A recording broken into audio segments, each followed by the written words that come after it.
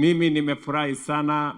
Wacha nichukue nafasi hii kwa mara ya kwanza niwakaribishe watu wa kutoka kaunti ya Marsabit hapa katika State House. Karibuni sana. Nasema karibuni tena.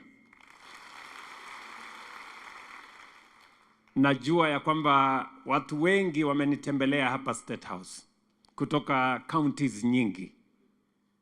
Lakini nilisema liwe liwalo, lazima pia watu wa Marsabit wafike hapa State House. Hii State House